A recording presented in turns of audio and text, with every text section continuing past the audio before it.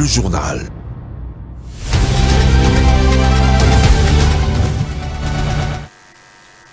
Merci de faire confiance à l'équipe rédactionnelle de Mondico Télévision pour vous informer. Mesdames et messieurs, bonsoir et bienvenue à cette grande édition du journal dont voici l'ossature.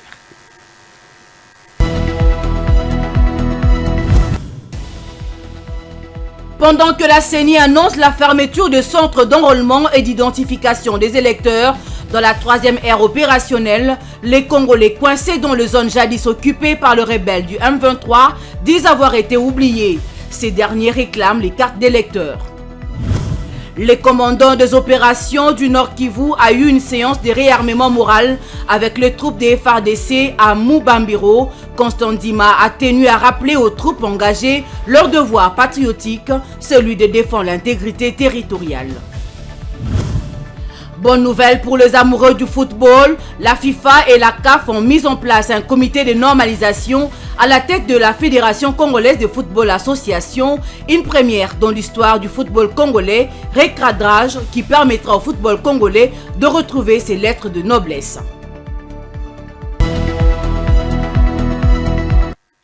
Bonsoir, je l'ai annoncé dans le titre, le commandant des opérations du Nord Kivu a eu le lundi dernier une séance de réarmement moral avec les troupes des FARDC à Mubambiro, près des Saké. Il y est allé pour réconforter les militaires qui font face en ce moment aux rebelles du M23 soutenus par le Rwanda. Constant Ndima a tenu à rappeler aux troupes engagées leur devoir patriotique. Regardez.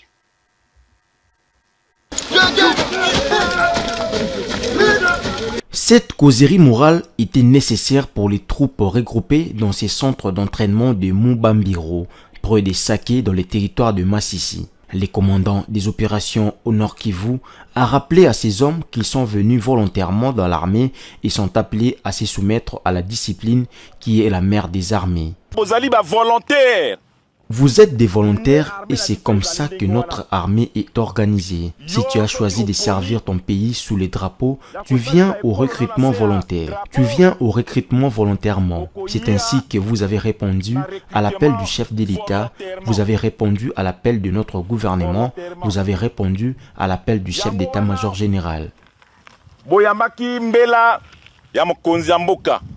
Pour être plus efficace, les commandants des opérations a invité les hommes en uniforme à bannir les antivaleurs telles que la consommation des drogues, les tirs désordonnés et non autorisés, la saleté et un accoutrement non conforme au règlement militaire. Constant Ndima a aussi rappelé aux hommes des troupes leur devoir patriotique, la défense de l'intégrité territoriale de la République démocratique du Congo.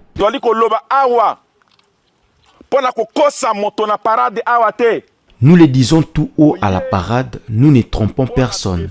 Vous êtes venus pour la défense de notre intégrité territoriale, protéger notre population, c'est-à-dire vos pères et mères, nos frères et sœurs, les civils, pour que cette portion de notre territoire n'aille pas entre les mains de l'ennemi. Voilà la mission que la constitution de notre pays nous a dévolue. Voilà, mission légalienne.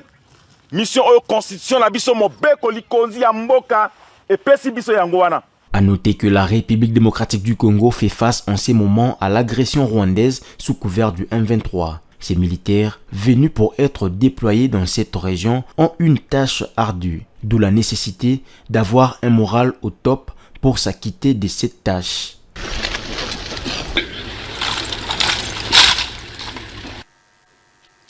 Dans le chapitre 2 élections, la Commission électorale nationale indépendante CENI a annoncé la fermeture définitive des centres d'enrôlement et d'identification des électeurs dans l'ère opérationnelle 3 et sur toute l'étendue du territoire national, ainsi que dans les 5 pays étrangers sélectionnés. S'agissant de zones touchées par l'insécurité, les présidents de la centrale électorale sont remis au gouvernement pour l'amélioration des conditions sécuritaires. Regardez. La Commission électorale nationale indépendante CENI annonce la fermeture définitive de centres d'inscription des électeurs dans les 7 provinces de l'ère opérationnelle 3, qui marque ainsi la clôture définitive des opérations d'identification et d'enrôlement des électeurs sur toute l'étendue du territoire national, ainsi que dans les 5 pays sélectionnés pour la phase pilote, à savoir les États-Unis d'Amérique, Canada, la France, la Belgique et l'Afrique du Sud. L'institution organisatrice des élections en République démocratique du Congo exprime sa reconnaissance au gouvernement de la République, aux partenaires tant nationaux qu'internationaux pour leur accompagnement durant le processus d'identification et d'enrôlement des électeurs. S'agissant du territoire de Kwamouth dans la province du Maïndombe, de Massissi, Niragongo, une partie et Rutshuru dans la province du Nord Kivu, ainsi qu'une partie de la commune de Maluku dans la ville de Kinshasa, l'organisation des opérations d'identification et d'enrôlement des électeurs est tributaire de l'amélioration des conditions sécuritaires, tout en déplorant à nouveau des incidents malheureux décriés durant les opérations d'identification et d'enrôlement des électeurs dans quelques centres d'inscription. La Commission électorale nationale indépendante remercie vivement les Congolaises et Congolais pour leur participation massive à ces opérations lancées le 24 décembre 2022. Les statistiques au 17 avril 2023 se présentent comme suit. Le 22 227 centres d'inscription prévus ont pu enregistrer 46 857 697 personnes au 17 avril 2023, soit 95,09% répartis en 23 696 424 femmes, soit 50,57%, 23 161 273 hommes, soit 49,43% sur le 49 273 109 attendus. Et la France, au nombre de pays concernés par cette phase pilote, arrive en tête avec 5 787 enrôlés, soit 3 474 hommes et 2 310 femmes, a révélé Denis Kadima lors de sa rencontre avec les diplomates accrédités en RDC. Restons toujours dans ces chapitres, cette fois-ci, quelques jours après la fermeture de centres d'enrôlement des électeurs dans la province du Nord Kivu, les Congolais coincés dans les zones jadis occupées par le rebelle du M23 disent avoir été oubliés. Les habitants de Kiloriwe et Moussaki, dans le territoire de Massissi, et ceux de Bunagana, Kiwanja ainsi que Rutshuru Centre, dans le territoire de Rutshuru, invitent le gouvernement à prendre des mesures spéciales pour leur enrôlement. Le gouverneur militaire du Nord Kivu a rassuré ses compatriotes des dispositions prises par le gouvernement. Le point dans cet élément de la rédaction. Kagabo Karera vit dans le village de Moussaki, un des lieux les plus beaux et les plus visités du territoire de Massissi. Ce village est parmi le dernier qui était tombé sous les rebelles du M23 en janvier dernier. Sans carte d'électeur, Kagabo ne peut pas quitter son village pour se rendre même dans la cité de Saké, à moins de 10 km de Moussaki. Nous n'avons pas de carte d'électeur alors que nous sommes tous des Congolais. Nous ne pouvons pas fouler notre pied à Goma pour prendre ces cartes. Nous ne pouvons même pas arriver à Saké. Ces situations touchent toute la population coincée dans cette zone passée sous le contrôle de forces de l'Afrique de l'Est. Itimana Jérôme dit avoir depuis longtemps attendu la carte d'électeur pour enfin sortir de ce qu'il appelle enfer. Ils ont donné partout les cartes d'électeurs. Nous les avons attendues sans succès. Nous demandons que le militaire de l'EAC nous aide à combattre ces rebelles. Ce sont eux qui nous ont plongés dans cette situation. Plusieurs checkpoints sont installés à différents endroits, à l'entrée et à la sortie de tout le village qui était passé sous le contrôle du M23 RDF. Suite à cette situation, la population qui se trouve dans le périmètre ne peut pas effectuer des échanges commerciaux avec les autres villages. Emmanuel Tako, 72 ans, traverse les pires moments de sa vie. Nous sommes dans une insécurité grandissante ici. Nous ne pouvons plus accéder à nos champs. Nous n'avons pourtant rien à manger. Je n'ai que cette veste avec laquelle je me suis déplacé. Je la lave la nuit. Le froid me frappe la nuit et les matins je la reprends. Nous n'avons plus rien, le bétail volé. Nous demandons à notre gouvernement, notre parent, notre Dieu, qu'il nous aide à rétablir la paix pour que nous rentrions en paix chez nous.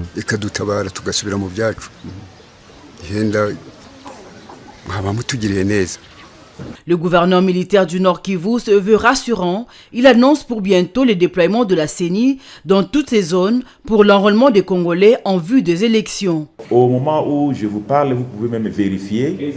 La CENI les identifient et les enrôlent, comme s'ils étaient chez eux, comme s'ils étaient dans leur milieu d'origine. Le moment venu, dès que les conditions vont permettre, en tout cas la CENI va se déployer partout pour identifier et enrôler tous nos compatriotes. La CENI travaille en ce moment sur la consolidation du fichier électoral.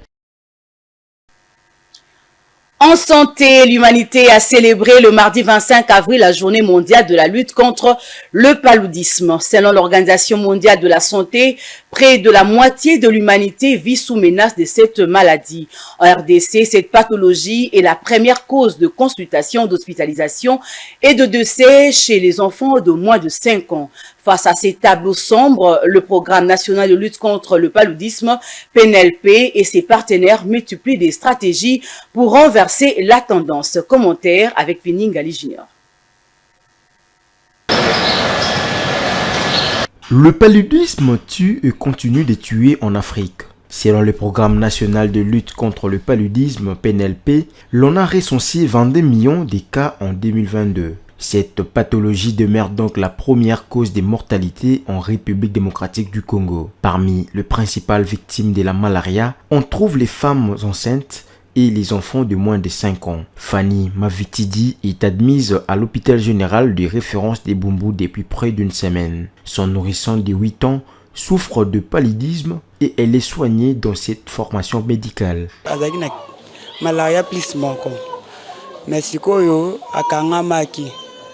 Elle avait la malaria 1+, elle avait fait une crise grâce à Dieu et le traitement reçu des médecins, l'enfant se porte bien parce qu'elle ne mangeait pas, ne tétait pas, mais aujourd'hui elle le fait normalement. Elle ne fait plus de fièvre, il y a un grand changement. À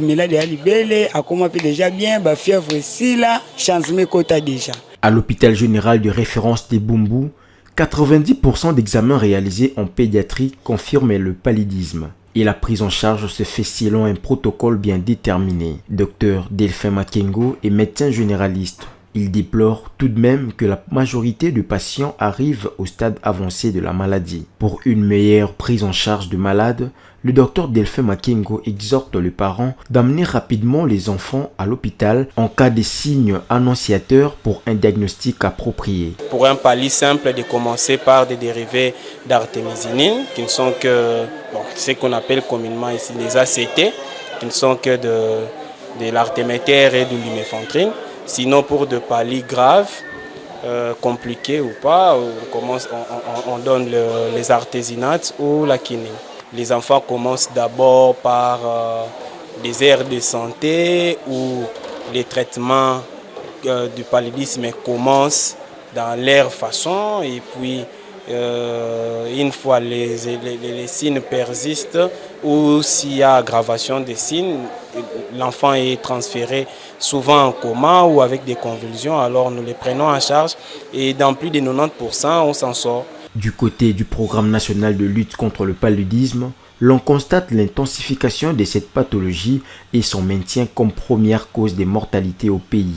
Une situation inquiétante selon Eric Mukomena, qui est directeur national du PNLP. Pour faire face à ces fléaux, le monde célèbre chaque 25 avril une journée de lutte contre le paludisme. Cette année, le thème choisi est « Il est temps de parvenir à 0 cas de paludisme, investir, innover et mettre en œuvre » un thème qui appelle à l'action selon le directeur du PNLP pour atteindre l'objectif 0 cas de paludisme d'ici 2030. Le nombre de cas ne fait qu'augmenter d'année en année, mais par rapport au décès, ça nous a surpris parce que les résultats étaient très bons dans le sens de la diminution des cas. Nous sommes partis de 40 000 décès à 13 000 décès en 2019. Mais avec la survenue de la COVID-19, on a vu que depuis 2020, le nombre de cas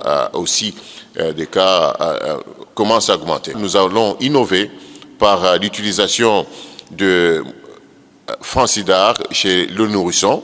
Nous utilisons le Fansidar pour prévenir le paludisme de la femme enceinte. Les enfants seront vaccinés contre le paludisme grave, le paludisme, et ça peut aussi, tant ça peut, réduire le nombre des épisodes de paludisme chez les enfants. Le gouvernement et ses partenaires multiplient des stratégies pour réduire l'incidence de la malaria. Il y a encore du chemin à faire. Dans le chapitre des infrastructures routières, quelques tronçons du quartier Matongé, nous sommes dans la commune de Kalamou, sont actuellement en pleine réhabilitation. C'est les cas des avenues Mponzo et Oshwe, impraticables depuis plusieurs mois. Une satisfaction totale pour la population de ce coin de Kinshasa qui attendait avec impatience le début de travaux. Bien qu'en pleine période pluvieuse, la société de construction en charge de ces travaux fait de son mieux pour réouvrir ces tronçons dans un bref délai.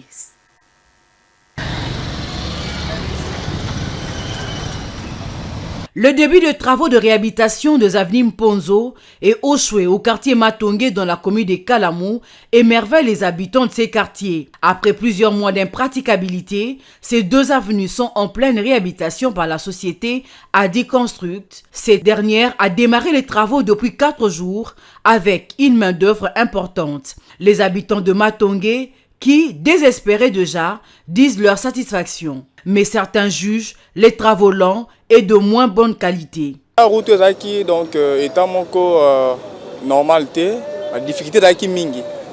Il y a des fois la route était dans un état de délabrement, ce qui était à la base des embouteillages monstrueux et des accidents de circulation.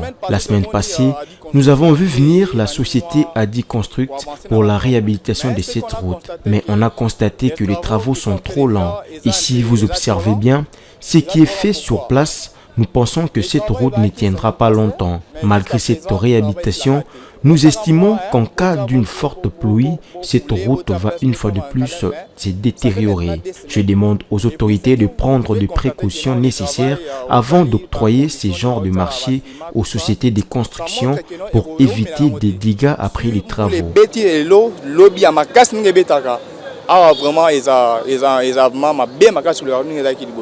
Sur l'avenue Oshwe, qui était dans un état de délabrement très avancé, la population loue beaucoup plus l'initiative du gouvernement provincial.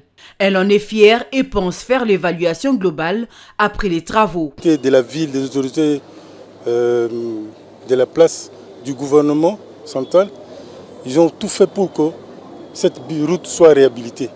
Et nous pouvons être fiers de ça et féliciter les chefs de l'État pour tout ce qu'il est en train de faire. La qualité des travaux, puisque nous sommes au début, mais vu tout ce qui vient d'être fait, nous pouvons être fiers de ça, puisque ce sont les impressions que nous donnons actuellement. Mais quand les travaux seront finis, nous allons peut-être émettre aussi certains avis. Mais pour le moment, nous sommes fiers. Maître d'ouvrage, la société Adi Construct a donné quelques orientations sur les travaux en cours. Shadrach Eliko, ingénieur technicien à Adi Construct, revient sur ce qui est déjà fait et aussi sur ce qui reste à faire pour mettre les deux avenues à la disposition de la population. Depuis la semaine passée, qu'on a débuté les travaux ici, sur l'avenue Oshwe et Pozo. Ici à Oshwe, nous avons déjà passé sur les 160 mètres prévus pour la couche de roulement en rigide. On a déjà passé la couche des fondations. Si vous verrez par rapport à vos images, vous verrez que non, la couche des fondations est déjà bien compactée et reprofilée déjà. On est maintenant à l'étape de réparation bordure et pose bordure et réparation de dalles couverture que vous venez. On avait déjà fait le curage de part et d'autre sur les chantiers. On continue toujours à faire le curage. Si vous voyez de l'autre côté, on continue de faire le curage. Vu les intempéries, tout qu'on sort, je pense qu'avec tous les moyens que le gouvernement nous a remis, dans un bref délai, nous allons déjà libérer le boucle de Matongé. Selon Adi Construct, les deux avenues en réhabilitation seront bientôt mises à la disposition de la population, le temps de faire quelques finissages. La population salue les efforts du gouvernement central et l'invite à faire un suivi pour que ces travaux s'effacent dans les normes.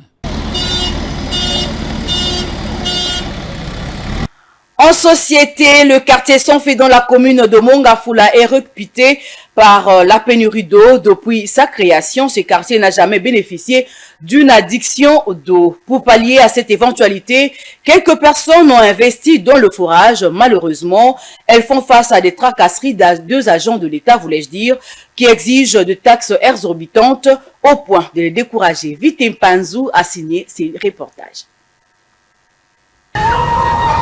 Pénurie et manque criant d'eau potable, c'est ça, la caractéristique du quartier sans fil dans la commune de Mongafula. qui persiste malgré la succession de gouvernements. La population s'est prise en charge à travers de fourrages qui servent dans la distribution d'eau, moyennant quelques billets de francs congolais, dont 200 francs congolais pour 25 litres d'eau. Malgré cette bonne volonté, les propriétaires de ces fourrages font l'objet de tracasseries par les agents de l'État, les contraignant au paiement de plusieurs taxes.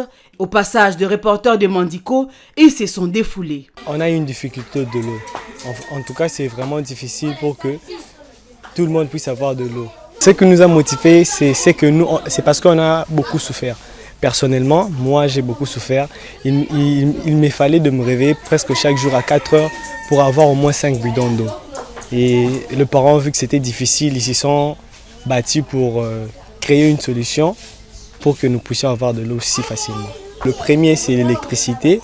Le second, c'est, je peux dire, la population, mais une forte pression. Le troisième, c'est les agents de l'État. L'eau, c'est la vie, dit-on, mais à ce 21e siècle, cette substance demeure une denrée rare et prestigieuse. Parlons culture dans ce journal. Il y a de cela 7 années que disparaissait Papa Wemba, l'icône de la musique congolaise, qui est devenu alors son orchestre Viva la Musica depuis toutes ces années. Par ailleurs, ses fans n'ont pas laissé passer cette date inaperçue. Au couloir Madia Koko, dans la commune de Kalamou, ils organisent un festival en sa mémoire du 20 au 30 avril 2023. Au programme, la musique, mais aussi de la SAP. Reportage.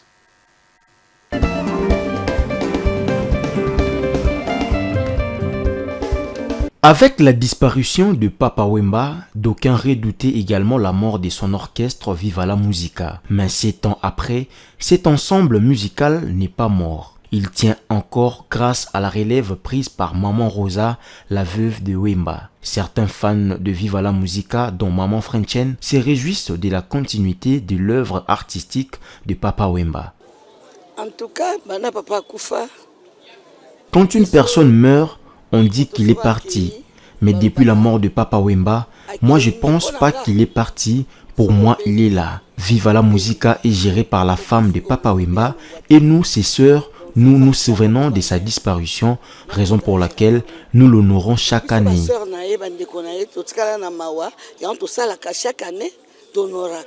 Les sapeurs Weston Bilele pensent tout le contraire, l'absence de Papa Wemba, c'est récent à Viva la Musica. Pour ces fanatiques, Wemba est mort avec son orchestre.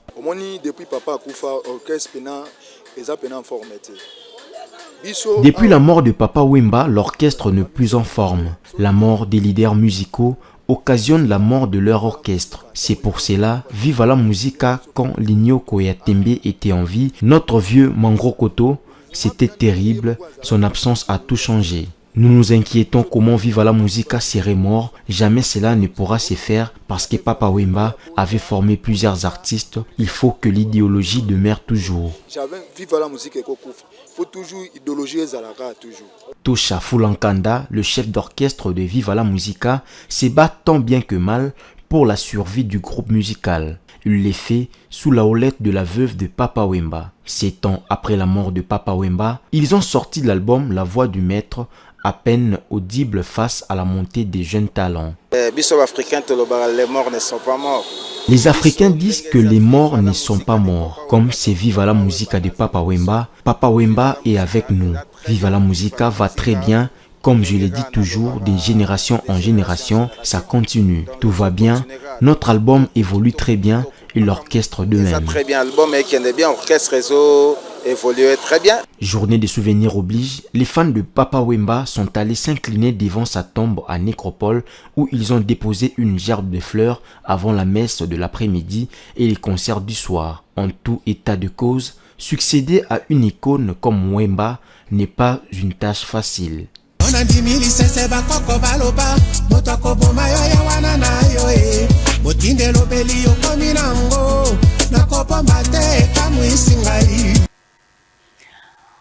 En sport, pour finir, la FIFA et la CAF ont mis en place un comité de normalisation à la tête de la Fédération congolaise de football association FECOFA. C'est une première dans l'histoire du football congolais. L'officialisation de ces comités de normalisation s'est faite le mardi 25 avril 2023 au cours d'une conférence de presse animée par le secrétaire général de la CAF, Véran Mosengo Omba. Suivez. La Fédération congolaise de football association FECOFA est désormais sous tutelle d'un comité de normalisation. Si au cours d'une conférence de presse animée le mardi 25 avril par le secrétaire général de la CAF, Véran Mosengo Omba, qu'il y a eu officialisation de ces comités. Face aux journalistes, Véran Mosengo a rappelé les circonstances qui ont conduit à la mise en place de ces comités de normalisation à la tête de la FECOFA. Ndenge directeur ya FIFA Lubaki que vous allez qui n'a pas échéance, mbok zali na échéance importante. On n'a pas mis ces comités de normalisation depuis bien longtemps parce que la RDC avait 2 échéances importantes, 2 matchs capitaux des éliminatoires de la CAN 2023. On ne pouvait pas le faire en ces temps-là. Pourquoi avons-nous mis en place ces comités? Je pense que mes collaborateurs l'ont bien signifié. Nous avions fait ensemble avec la FECOFA une feuille de route qui devrait nous conduire aux élections pour élire le nouveau dirigeant de la FECOFA. Malheureusement, nous avons constaté un problème de dysfonctionnement au sein de cette instance sportive. D'ailleurs, eux-mêmes les reconnaissent. Nous avons estimé que tous ces éléments ne pouvaient plus continuer ainsi et qu'il fallait à tout prix trouver une solution. Et puis il y a un problème de dysfonctionnement de la fédération. On peut reconnaître. Donc, tout élément, c'est ça que non, tout qui continue pour aider. Le comité de normalisation placé à la tête de la FECOFA a un mandat de 6 mois renouvelable une fois. Ces mandats doit déboucher sur l'organisation des élections pour désigner de nouveaux animateurs de la FECOFA. Le secrétaire de la CAF espère que ce comité va atteindre ses objectifs. Ceux qui na suka ya musala na bango ya mokolo na bango ba pesa ki pona ba sia sala musala so ba salite eloko ni ya musala.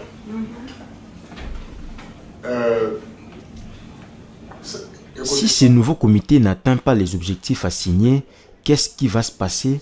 Tout dépendra des circonstances qui les ont empêchés de réaliser leur mission. Ils n'ont pas atteint l'objectif parce qu'ils sont des fainéants. Là, comme j'avais dit, on va carrément le mettre à la porte. Puisque nous les avons choisis, nous sommes sûrs et certains que le travail sera bien fait. Pour paraphraser un peu les directeurs de la FIFA, nous sommes vraiment convaincus que le délai que nous leur avons donné sera respecté et le travail sera bien fait. Pendant 2 semaines, vont les atteindre. Voilà, tout le monde répression de tout. Ce qui fait qu'on sera obligé totalement de faire tout ça. Mais le directeur de la FIFA Lubaki, Bissot a convaincu que dans le délai de l'autopissi, au salaire. Selon les délégués de la FIFA présents à la conférence, l'objectif en menant toutes ces démarches était de préserver l'image de la FECOFA qui est affiliée à la CAF et à la FIFA. Malheureusement, dans l'exécution de la feuille des routes, a fait preuve d'une mauvaise foi. Elle n'a pas respecté les étapes comme il se devait, raison pour laquelle le comité de normalisation est mis sur pied et pourra aider la FECOFA à sortir du bourbier. La FIFA ne choisit pas de président. La FIFA ou la CAF ne choisissent pas de comité exécutif. Il faut que ce soit clair. La seule chose que l'on veut, c'est un respect des statuts, c'est de la transparence et une bonne gouvernance ensuite. C'est tout ce que l'on souhaite, c'est qu'il y ait un leadership de qualité qui puisse permettre de mettre en place les différents programmes de développement que l'on a. Rien contre personne, ni contre ceux qui faisaient partie des membres du comité exécutif, qui étaient jusqu'à hier des gens au sein du comité exécutif. Ce n'est pas une affaire d'hommes, c'est une question de respect de l'institution et du football congolais. Ça s'arrête là. À noter que le nouveau comité de normalisation sera dirigé par un expert de la FIFA et de la CAF, Dieudonné Sambi, affecté à la FECOFA depuis plus d'1 année, où il assume les fonctions des chargés des finances. La CAF précise qu'aucun membre de ces comités de normalisation ne sera éligible pour le poste à pouvoir lors des prochaines élections. Les amoureux du ballon espèrent que ce recadrage permettra au football congolais de retrouver ses lettres de noblesse. C'est ici que prend fin cette édition du journal, mais avant de nous quitter, place au rappel des titres. Pendant que la CENI annonce la fermeture de centres d'enrôlement et d'identification des électeurs Dans la troisième ère opérationnelle, les Congolais coincés dans les zones jadis occupées par le rebelle du M23 disent avoir été oubliés. Ces derniers réclament les cartes d'électeurs. Le commandant des opérations du Nord Kivu a eu une séance de réarmement moral avec les troupes des FARDC à Mubambiro. Constant Dima a tenu à rappeler aux troupes engagées leur devoir patriotique, celui de défendre l'intégrité territoriale. Bonne nouvelle pour les amoureux du football, la FIFA et la CAF ont mis en place un comité de normalisation à la tête de la Fédération congolaise de football association, une première dans l'histoire du football congolais, recadrage qui permettra au football congolais de retrouver ses lettres de noblesse. C'est la fin de cette édition coordonnée par Laetitia Moulalou. Je vous retrouve très prochainement avec le même plaisir. D'ici là, bonne suite de programme sur Mondico Télévision.